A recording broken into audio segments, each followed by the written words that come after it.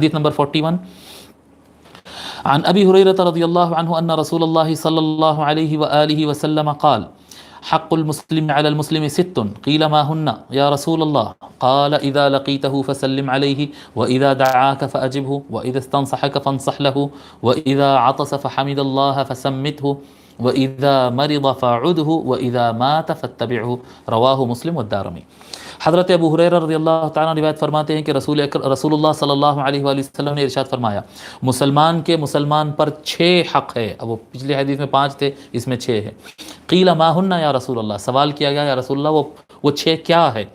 قال حضور صلی اللہ علیہ وسلم نے ارشاد فرمایا اذا لقیتہ فسلم علیہ، اپنے مسلمان بھائی سے ملاقات کرو تو اس کو سلام کرو، سلام کرنا پہلا حق ہے۔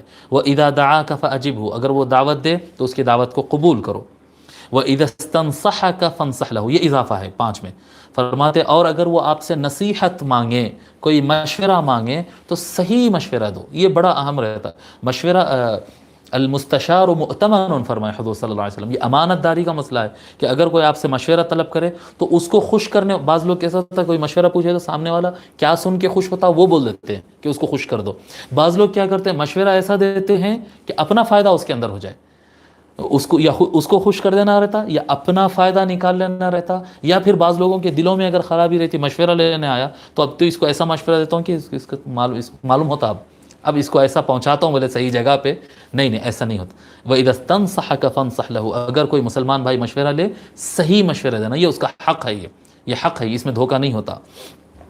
وَإِذَا عَطَسَ فَحَمِدَ اللَّهَ فَسَمِّتْ، یہیں پر آ گیا ہوں، اور اگر وہ چھینکے اور الحمدللہ کہے تو آپ اس کو یرحمک اللہ یا یرحمکم اللہ کہے۔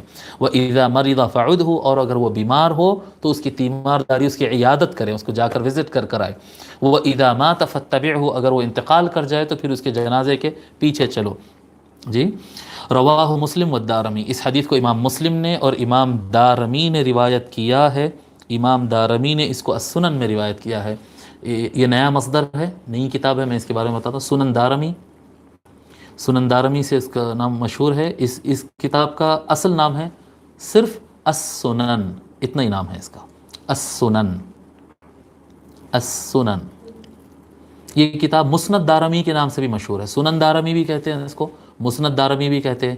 امام دارمی جو اس کے آتھر ہے، جو مؤلف ہے، ان کا نام ہے ابو محمد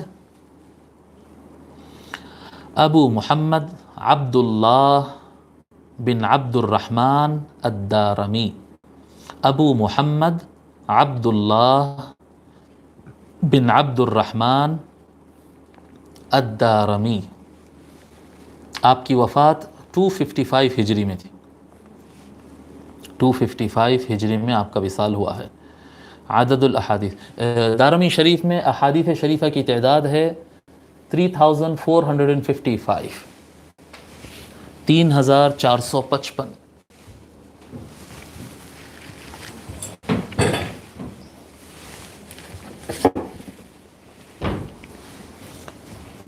خیال آیا کہ ترمذی شریف کے احادیث شریفہ جو میں آپ لکھنا بھول گیا تھا، نہیں یہ کتاب نہیں، الفہارسی،